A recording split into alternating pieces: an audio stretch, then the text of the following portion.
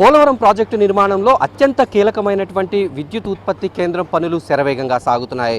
ప్రస్తుతం ఈ power project ప్రాంతంలో మనం చూస్తూ ఉన్నట్లయితే ఈ పవర్ జనరేట్ చేసేందుకు అవసరమైనటువంటి టర్బైన్స్, అలాగే నీరు ఏ రకంగా లోపలికి వస్తుంది, విద్యుత్ని ఏ రకంగా ఉత్పత్తి చేస్తారు అనేటటువంటి విషయాలు మనకి ఇక్కడ చూస్తే అర్థమవుతుంది. ఇటువైపు ఇదంతా కూడా తూర్పుగోదావరి జిల్లా వైపు నిర్మితమవుతున్నటువంటి పవర్ ప్రాజెక్ట్. ఇక్కడ ఇలా మనం చూస్తున్నటువంటి 12 టన్నెల్స్ అనేవి ఉంటాయి. వీటి గుండా గోదావరి వరద నీరు సహజంగా ఇటువైపు వస్తుంది. ఆ నీటినంతటిని ఉపయోగించి ఇక్కడ ప్రత్యేకంగా పవర్ అనేది జనరేట్ చేస్తుంటారు. దేశంలోని ఇది చాలా ప్రత్యేకమైనటువంటి ప్రాజెక్ట్. దీని గురించి వివరించేందుకు మెయిల్ సంస్థకు సంబంధించినటువంటి ప్రతినిధులను సార్, ఈ పవర్ ప్రాజెక్ట్ పనులు ఏ రకంగా సాగుతున్నాయి, దీని ప్రత్యేకత ఏమిటి? అందరికీ నమస్కారం అండి. నా పేరు కిషోర్ బాబు అండి. నేను మన Polavaram hydro electric project mega engineering సంస్థలో ప్లానింగ్ అండ్ బిల్డింగ్కి చూసుకుంటున్నానండి. ఇప్పుడు మనకి అక్కడ గోదావరిలో ఏదైతే ఈసీఆర్ఎఫ్ డ్యామ్ నిర్మాణం జరిగిన తర్వాత వాటర్ మొత్తం మనకి ఏదైతే ఇనండేషన్ అయి ఉంటుందో, స్టోరేజ్ అయి ఉంటుందో, ఆ వాటర్ని మనము ఫ్లడ్ సీజన్లో, రెయిన్ సీజన్లో ఎప్పుడైతే మనకు వాటర్ ఎక్సెస్ వచ్చినప్పుడు కిందకు వదిలేస్తామండి. త్రూ స్పిల్వే ద్వారా కిందకు వదిలేస్తాం. ఇది సహజంగా జరిగే ప్రక్రియ. అయితే ఈ వాటర్ ఏదైతే మన కిందకి వెళ్తుందో, వేస్ట్కి వెళ్తుందో, ఆ వాటర్ని వినియోగించుకుని మనం హైడల్ పవర్ అనేది జనరేట్ చేసుకుంటాం. ఎందుకంటే మనకి విద్యుత్ అనేది అనేక రకాలుగా మనకి జనరేట్ అవుతుంది. కోల్ ద్వారా వయా థర్మల్ పవర్ ప్రాజెక్ట్స్, ఇది హైడల్ పవర్ ప్రాజెక్ట్. నెక్స్ట్ ఇంకా విండ్ పవర్ ఉంటుంది, సోలార్ పవర్ ఉంటుంది.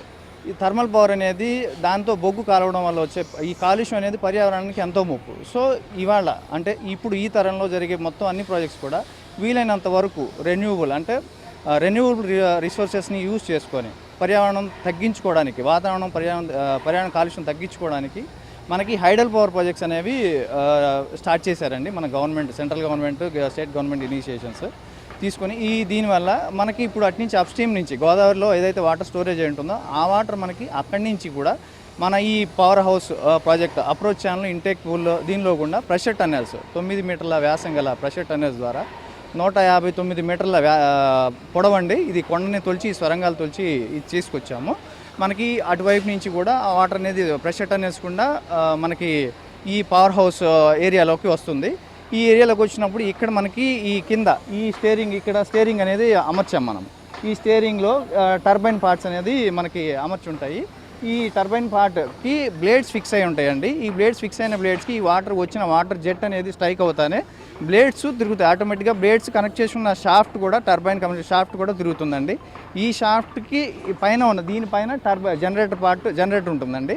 ఆ జనరేటర్కి అనుసంధానం చేసి టర్బైన్ షాఫ్ట్ ఉంటుందండి. ఇది తిరగడంతోనే ఆ పైన ఉన్న జనరేటర్ కూడా తిరుగుతుందండి. తిరిగి మనకి విద్యుత్ అనేది ఉత్పత్తి జరుగుతుంది. మీ పోలవరం హైడ్రో ఎలక్ట్రిక్ ప్రాజెక్టులో కీలకమైన మన వర్టికల్ కెప్లాన్ టర్బైన్ సంబంధించిన మెటీరియల్ కూడా మనకి ఒక 3 యూనిట్ల వరకు కంప్లీట్గా చేరుకున్నాయండి. ఇప్పటికీ మనకి ఈ వర్టికల్ కెప్లాన్ టర్బైన్ బిగించడానికి కావాల్సిన సివిల్ వర్క్స్ అండి. మన స్పైరల్ కేసింగ్, ఇది మన ఇక్కడ ఉన్న స్పైరల్ కేసింగ్ అండి. స్పైరల్ కేసింగ్ తర్వాత కాంక్రీట్ బ్యారల్ అండి, జనరేటర్, రోటర్ కూర్చోడానికి సంబంధించిన కాంక్రీట్ బ్యారల్ వర్క్స్ ఒక యూనిట్ కంప్లీట్ అయిపోయిందండి. 2-3 యూనిట్లు కూడా మన ఏప్రిల్ నెలలో కంప్లీట్ చేస్తున్నామండి సివిల్కి సంబంధించి. అదేవిధంగా మనము ఎలక్ట్రోమెకానికల్ వర్క్ సంబంధించిన టర్బైన్ సంబంధించిన గైడ్ ఆపరేటర్స్ వర్క్స్ ఏదైతే ఉన్నాయో, కెప్లాన్ గైడ్ ఆపరేటర్స్ వర్క్ సంబంధించిన పివోట్ రింగ్స్, రన్నర్ ఎన్వలప్స్, ఈ అసెంబ్లీస్ వర్క్స్ అన్ని కూడా మన సర్వీస్ బేలో స్టార్ట్ చేశామండి. ఒక యూనిట్, ఇది ఇండియాలోనే అత్యంత biggest unit in terms of capacity అండి. 80 మెగావాట్ ఆఫ్ ఈచ్ యూనిట్. ఇప్పటి వరకు మనకి ఇండియాలోనే 55 megawatt capacity at Karnataka projects Almatti దగ్గర నిర్మించారండి. ఇది ఇండియాలోనే largest capacity in terms of capacity అండి. ఈ ప్రాజెక్ట్కి సంబంధించి మనకి ఆల్రెడీ చూస్తున్నాము, స్పైరల్ కేసింగ్ కంప్లీట్ అయిపోయిందండి. గైడ్ ఆపరేటర్ సంబంధించిన pivot ring works, assembly works జరుగుతున్నాయండి. అదేవిధంగా మనకు రోటర్ స్టేటర్కి సంబంధించిన వర్క్స్ అటు మనకు సర్వీస్ బేల్లో కూడా అవి కూడా మనం అసెంబ్లీ వర్క్స్ స్టార్ట్ చేశామండి. ఇప్పుడు ఈ వర్క్స్ని మనము అత్యంత ప్రతిష్టాత్మక తీసుకుని, మెగా ఇంజనీరింగ్ సంస్థ అత్యంత ప్రతిష్టాత్మక తీసుకొని ఈ వర్క్స్ని మనకి ఈ 3 యూనిట్లు మనకి మార్చి 2027లోపు కంప్లీట్ చేద్దామని ప్రణాళికతో ముందుకెళ్తున్నామండి. మా కంపెనీ కూడా అదేవిధంగా మమ్మల్ని ఎంకరేజ్ చేస్తూ మాకు కావాల్సిన మెటీరియల్ని, ఆ తర్వాత అన్ని మన మెటీరియల్ని, తర్వాత అత్యాధునిక సాంకేతికత సంబంధించిన ఎక్విప్మెంట్ అన్ని మాకు సమకూర్చిందండి. అన్నీ సర్వేగంగా జరుగుతున్నాయండి. రోజు 2000 మంది లేబరు పగలు రాత్రి అనగా కష్టపడుతున్నారు. ఇప్పటికీ 60% కంప్లీట్ అయింది పని. ఇంకా మిగతా 40% కంప్లీట్ చేయడానికి మేము 2028 టార్గెట్ పెట్టుకున్నాం. ఇనీషియల్గా ఒక ఇది 12 యూనిట్లు కంప్లీట్ చేయడానికి మనకి 28 దాకా టార్గెట్ పెట్టుకున్నాం. కానీ ఒక 5 యూనిట్లు మాత్రం 27 పుష్కరాలకి ఇవ్వడానికి కమిషనింగ్ చేసి ఆపరేషన్ చేయడానికి రెడీగా టార్గెట్ చేసి పనిచేస్తున్నామండి. సో అంటే దేశంలోనే చాలా ప్రత్యేకమైనటువంటి ఒక ప్రాజెక్ట్ ఇది. అలాగే ఇక్కడ ఉన్నటువంటి స్పెషాలిటీ ఏంటి సార్? అంటే ఇప్పుడు టర్బులెన్స్ ఉపయోగించడం కానీ ఇక్కడ జీరో పొల్యూషన్ తోటి పవర్ జనరేట్ చేస్తామని చెప్తున్నారు, వాటి స్పెషాలిటీ. ఇది యాక్చువల్లీ ఏంటంటే అండి, ఇప్పుడు కెప్లార్ టర్బైన్ అని మనకి ఇక్కడ 80 ఒక్కొక్క యూనిట్లో 80 మెగావాట్ల టర్బైన్ అది.